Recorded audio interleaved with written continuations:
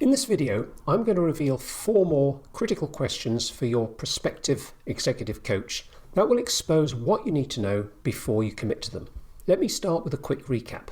In my last video, I suggested 4 other questions to ask your coach, which are: why are you a coach? How many clients do you have right now? Are you certified? And what system do you use? I explained the rationale and the hidden agenda behind each one and what they reveal that you need to know. Now it's time for 4 more. But before I begin, hit the subscribe button below to make sure you get the next 4 in the series. The first question is, why should I engage you? There's nothing special or cryptic about this question, but the answer will provide valuable insights, in particular regarding the exchange of value.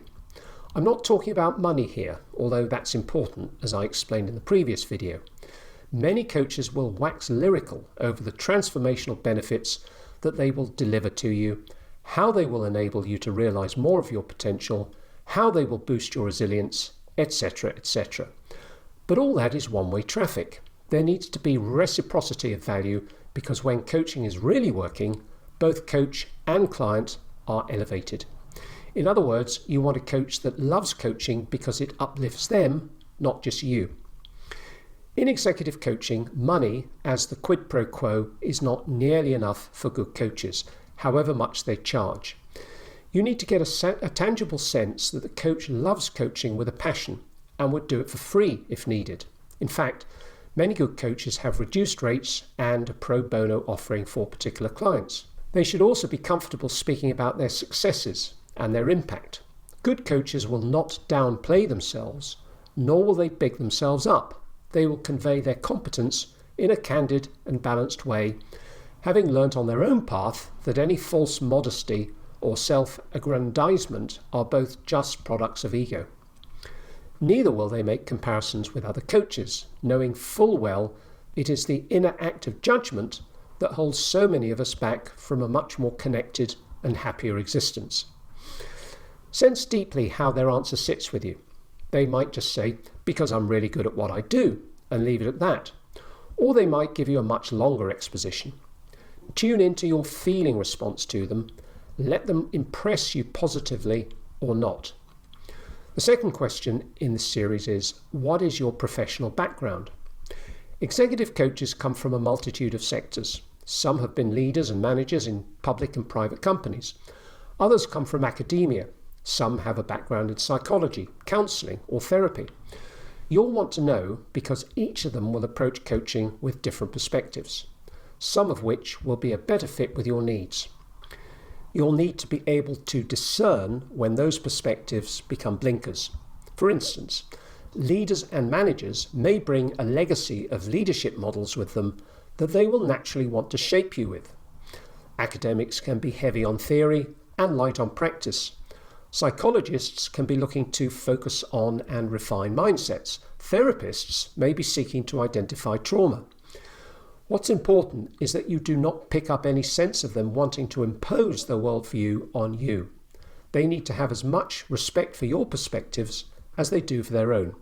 Their job is to seek new perspectives that arise from being curious without judgment in the moment.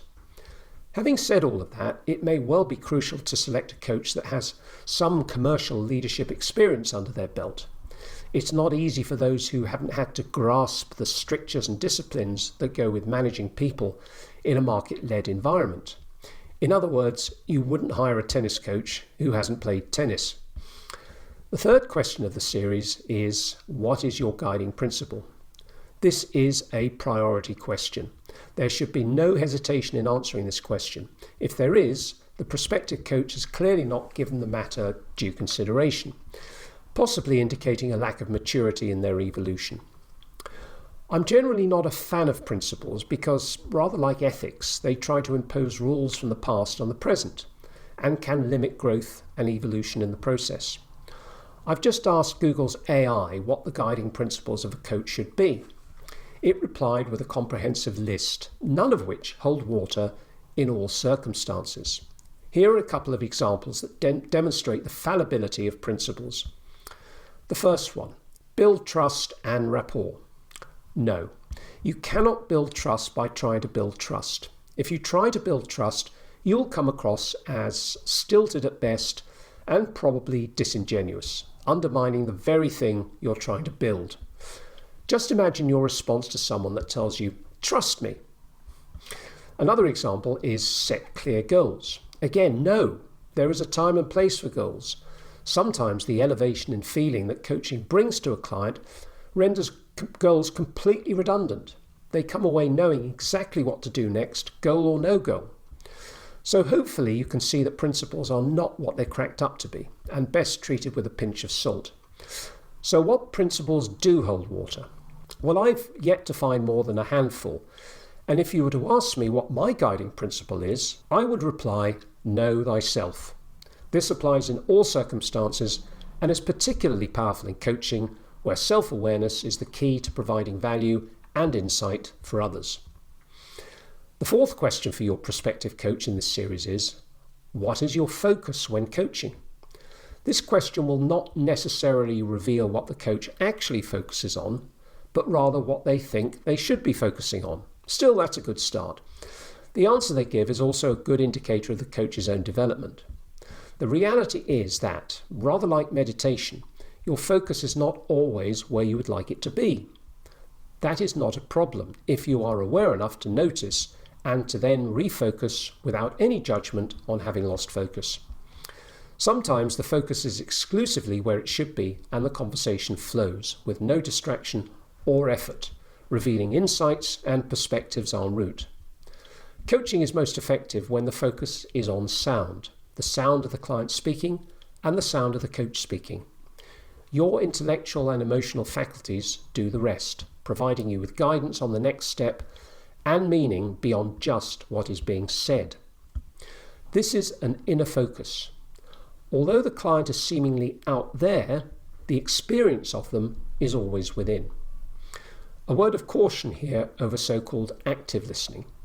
True active listening is the practice of deep listening, as we've already described, but it's often understood to require mirroring, paraphrasing, and using cues to indicate attentiveness and engagement.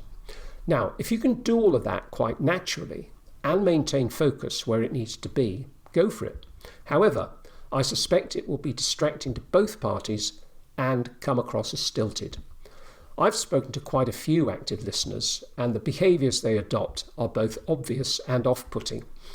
In my experience, when you are fully engaged with the client, there is absolutely no need for anything other than your response when appropriate. If you want a principle here, it would be yourself and don't try to be anything else. Finally, a word on what lays behind the sounds of the conversation. Silence. Often overlooked, a good coach will value silence just as much as the conversation that comes out of it. Miles Davis, the enigmatic jazz trumpeter, said, "In music, silence is more important than sound." Maybe the same is true with conversation. Try leaving a few silences here and there to assess how comfortable your prospective coach is with it. Many of those who are not acquainted with silence will feel a compulsion to fill it with anything. It's just too uncomfortable to sit with, and it speaks volumes about self-awareness. So we have 4 more questions. Why should I engage you? What's your professional background? What's your guiding principle? And what is your focus when coaching? Some more questions for your next executive coach will follow shortly. If you found this video useful, click on the thumbs up below and subscribe to my channel for more.